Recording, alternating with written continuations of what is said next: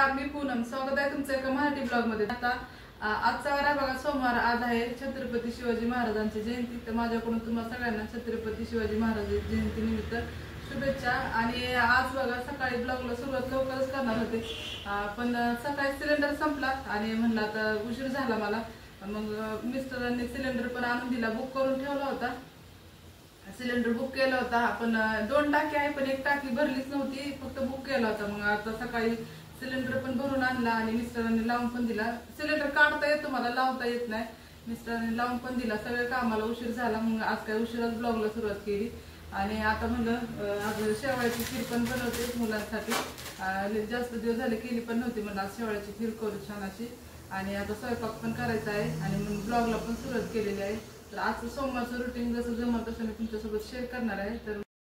तर हा टायमिंग आहे बघा, 10:30चा टायमिंग आहे. 10:30 वाजले होते. तर इथं आज मुलं दोन्ही पण घरीच होते, कॉलेजला गेले नव्हते आज. मग आज उशीरच इथं मी शेवळ्यांची खीर बनवण्यासाठी घेतली आहे. म्हणलं आज शेवळ्याची खीर करू. त्यासाठी इथं मी अगोदरच तूप गरम करण्यासाठी ठेवलं होतं. आणि त्यानंतर इथं शेवळ्याचं पॅकेट घेतलं आहे. तर अर्धा पॅकेटच शेवळ्याचं घेतलं होतं, पूर्ण पॅकेट असं काही शेवळ्याचं घेतलं नव्हतं.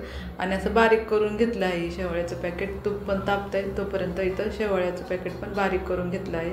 आणि असं आज जरा उशीरच झाला होता सगळ्याच ह्या गोष्टींना, म्हणजे जे आपण ठरवलं होतं तसं झालं नव्हतं. उशीरच झाला, सिलेंडर पण संपला.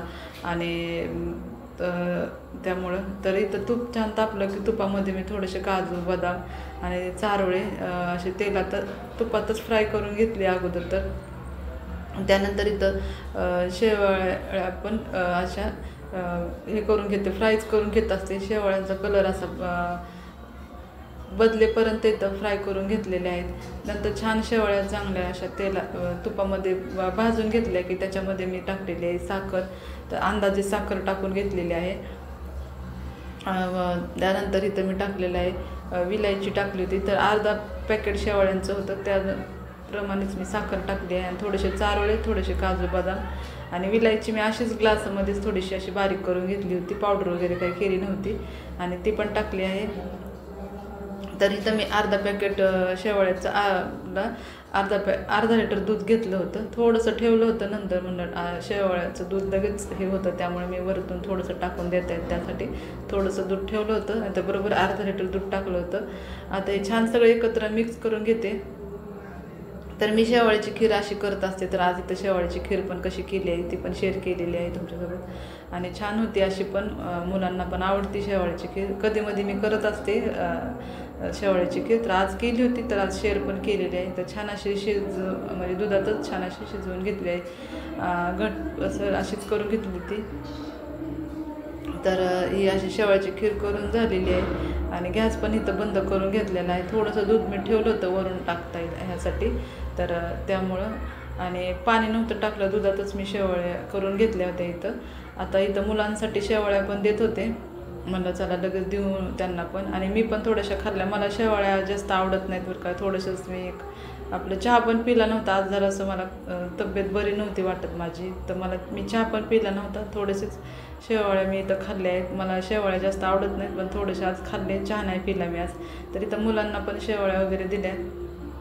आणि त्यानंतर इथं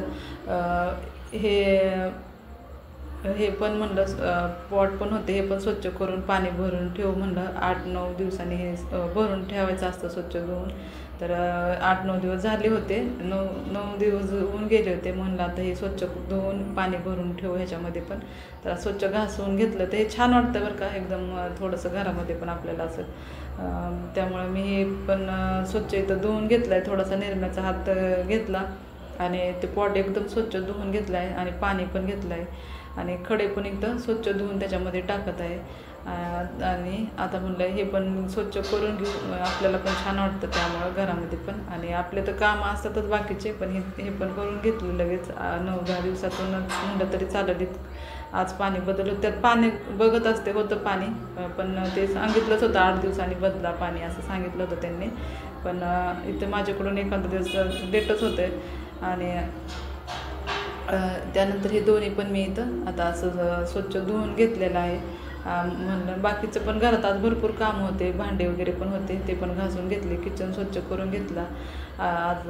आणि आता इथं हे पण दोन्ही पण पॉट असे स्वच्छ धुवून ठेवले आहेत. आणि झाड पण असे छोटेसे हे पण ठेवले आहेत धुवूनच आता. आणि छान दिसत होतं हे पण स्वच्छ केलं की. आणि इथं आता मी थोडेसे प्लॅस्टिकचे पण झाडं होते, ते पण म्हणलं स्वच्छ करून घेऊ. तरी तर मी प्लॅस्टिकचे पण झाडं असं स्वच्छ धुवून घेतले आहेत. भरपूर अशी धूळ बसली होती आणि हे पण धुवून घेतले. बाकीचे तर घरातले काम आपले चालूच असतात. आज भांडे वगैरे सगळे घासून घेतले, ते किचन स्वच्छ करून घेतला होता.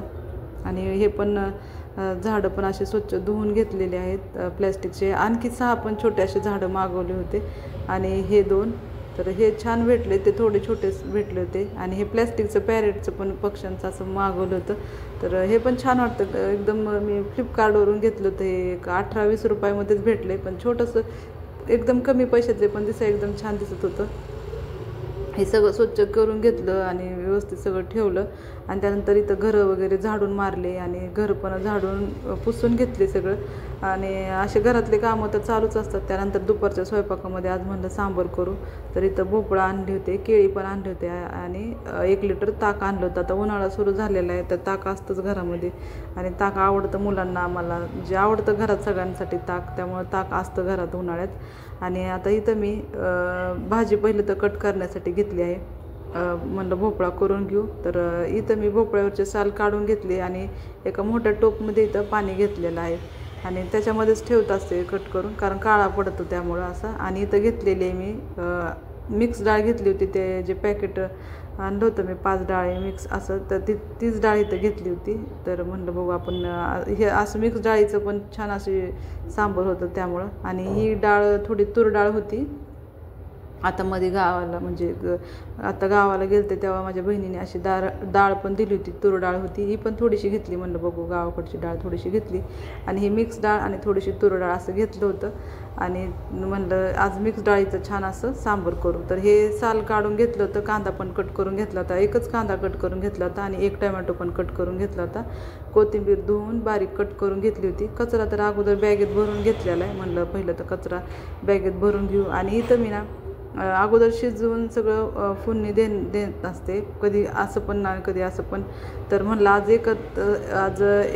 एकदमच पहिलं फोडणी देऊ आणि एकत्रच असा सांबार करून घेऊ, म्हणजे परत शिजवून घ्या आणि नंतर फोडणी द्या, असं करण्यापेक्षा मी अगोदरच इथं फोडणी दिली होती. तेल छान तापलं ना, तेलामध्ये मी टाकलं लसूण टाकले, मोहरी आणि जिरं टाकलं होतं.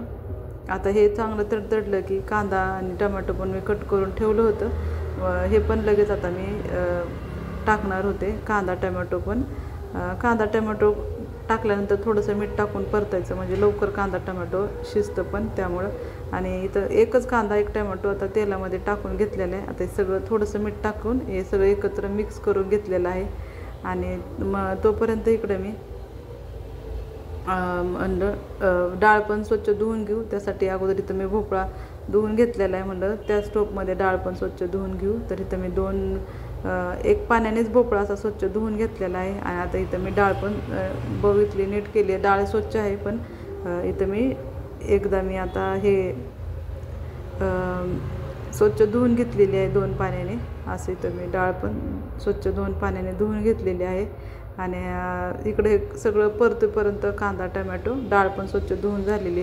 तर मी काय डाळ आज भिजवून वगैरे काय ठेवली नाही, लगेच अशीच कुकरमध्ये टाकली होती. म्हणलं 2-3 शिट्ट्या दिल्या की होऊन शिजती डाळ, त्यामुळे इथंच काय डाळ भिजवून घेतली नव्हती. तर लगेच डाळ पण शिजण्यासाठी टाकू म्हणलं.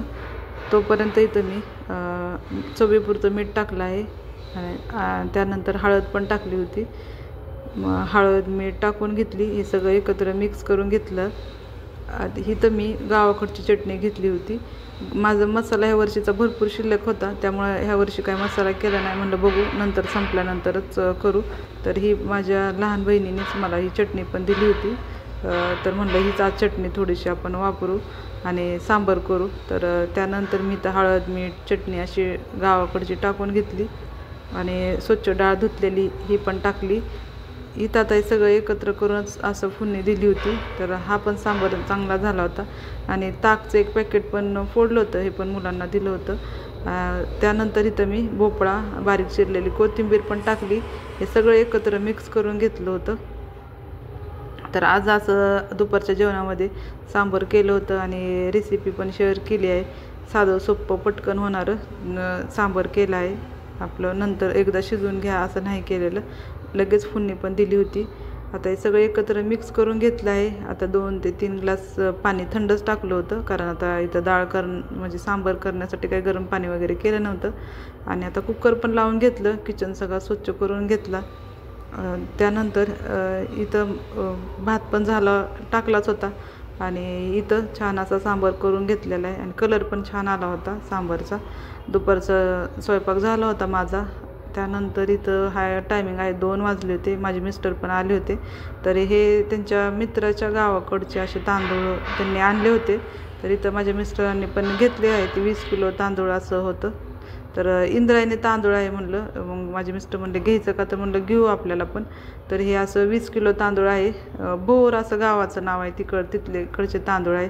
असं इथं पण इंद्रायणी महागच होतं आहेच म्हणलं. तर बघू, इंद्रायणी भात छान होतं, खायला पण चांगला लागतो, चविष्ट असतं बरं का.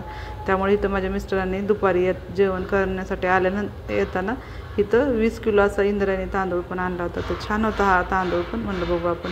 त्यानंतर सगळ्यांनी जेवण वगैरे करून घेतलं आणि मी पण जेवण वगैरे केलं आणि आरामच केला. थोडंसं झोपले. आज थोडंसं कणकणी आल्यासारखं वाटत होतं त्यामुळं. आणि हा टायमिंग आहे 4:45चा.